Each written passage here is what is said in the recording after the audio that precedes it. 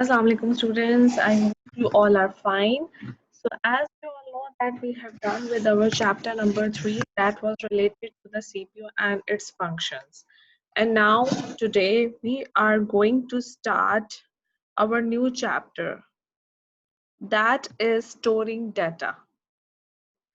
This chapter, as the name indicates, it is related to the memory of the computer, permanent memory and the temporary memory. In this chapter, we will learn about some basics of the computer.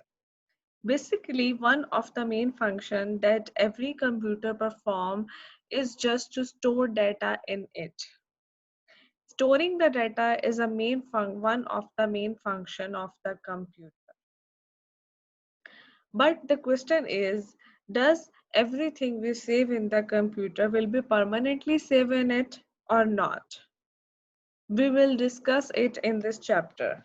Let's read it out. Computers have memory. When we enter the data, it is temporarily stored into the computer's main memory. So basically, whenever I enter something into my computer, it will be saved into the temporary memory of the computer. It will not be instantly saved into the permanent memory. First of all, it will be saved in the temporary memory. So computer have two kinds of the memories, RAM and ROM. RAM. RAM is known as the random access memory. R for random, A for access, and M for memory.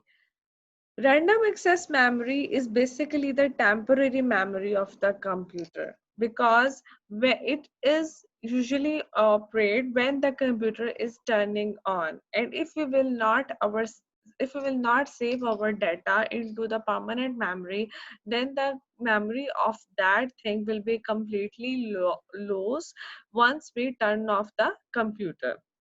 For example, it is usually seen that if we are working on the desktop and I am working on the Microsoft Word, and if I have not saved my file yet, and due to some circuit breaker, my computer has been switched off, so all the thing that I have been written on the Microsoft Word will be deleted. So for that purpose, we have to save or resave our files or the data again and again, so we can access our file if such kind of situation will happen. Okay, so random access memory is available for the operating system and programs when the computer is running. For example, if my computer is running at this time, so my operating system is also running and this memory is available. And if when once I will switch off my computer, this memory will not be available. Okay, so it means that is a temporary memory. Data in a RAM is temporary. Once we turn off the computer, the data is deleted. Okay.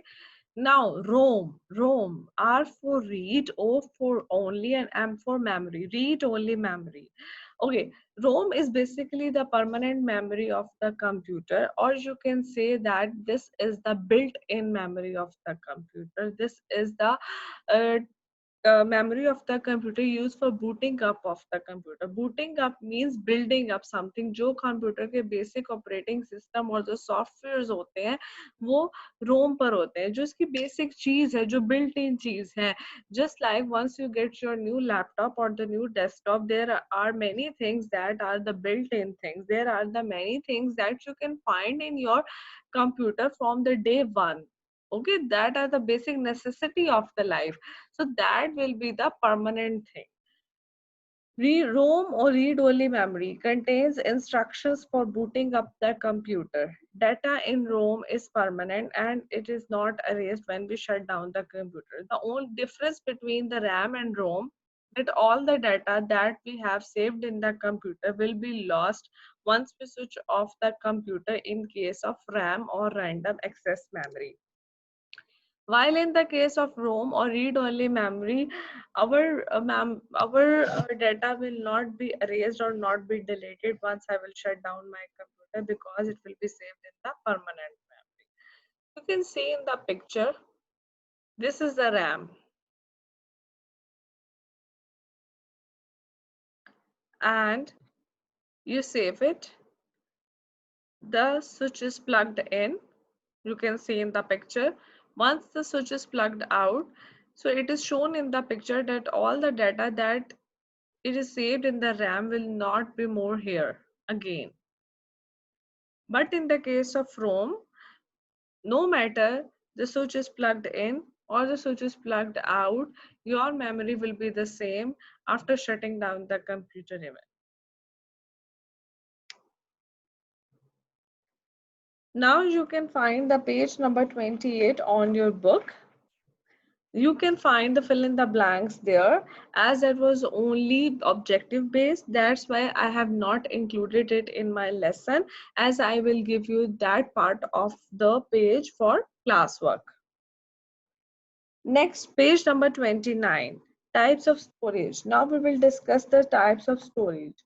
Basically, there are two types of the storage for a computer. One is primary storage and the other is secondary storage. There are some storage of the computer that is the permanent or the internally provided, जो पहले से computer के अंदर मौजूद होती हैं, that we do not have to provide it from the outside. That is known as the primary storage. That once you get your computers in the form of the laptop, tablet, desktop, or any other form of computer, palm top, you will get the primary storage as a built-in storage. You do not have to put in from the outside. Primary storage is the internal memory of the computer. It includes the main memory or RAM. Every program we execute or every file we access is copied from the storage device to the main memory. The size of the main memory determines how many programs can run at a time and how much data is available. So this primary storage is very important for any computer. When you buy the computer, so you will always know about its memory. Either it is how much GB it is, how much memory can data can be stored in it, how much will it be fast, and this primary storage will determine also determines the speed of the computer. Obviously, the more the storage capacity of the system, it will work more faster. It will work more efficiently. Just like when you buy a mobile phone nowadays, mobile phone is also a type of the computer. So we'll always see either it is 256 GB, 128 GB, etc. It determines how much data you can save in it. While in the case of secondary storage, these are all the external storage devices that we attach to the computer, that we insert into the computer, either in the form of the CDs. CDs, I told you, CD was basically uh, the storage device 10 years back. It was very fashionable device, and we were able to store all kinds of the videos, audios, etc. in it. Then DVD was the latest form after CD, and then we have the USB flash drive or the USB and the etc.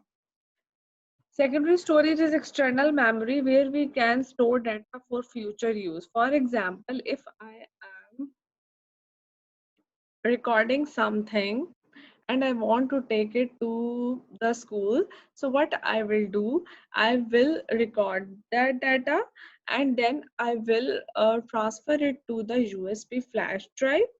You can see in the picture. And the best part of the USB flash drive and all the secondary storage devices that they are very easy to carry. They are very lightweight. Their size is so small that I can take it in my geometry box or in my pocket very easily, and then I can take it to anywhere in the world and find my data there. Secondary storage devices have much larger storage capacities than primary storage devices. So obviously, secondary storage devices we can find a lot of the options regarding their capacity, storage capacity.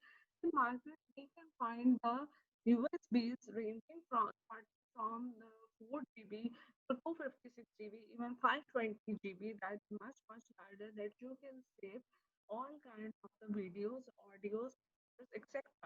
So obviously secondary storage devices have much larger capacity than primary storage devices. Hard drives, CDs, DVDs, Blu-ray discs, and USB flash drives are secondary storage devices. Because primary devices, their memory are smaller in such a way, तो वो तो आपको शुरू से मिलती है, ठीक है ना, वो आपको डिपेंड करता है, वो जितनी होगी उतनी ही रहेगी, जबकि आप एक्सटर्नल जो है वो आप आपके अपनी choice पर आप जितनी मर्जी उसको चूज करके उस पर डाटा कर सकते हैं. And now you can find the true false on the page number 29. You will do it in the class book too. So I will be sharing reference video too, and I'll be sharing the class work too. That's all for today. If you have any queries, so feel free to ask. Thank you.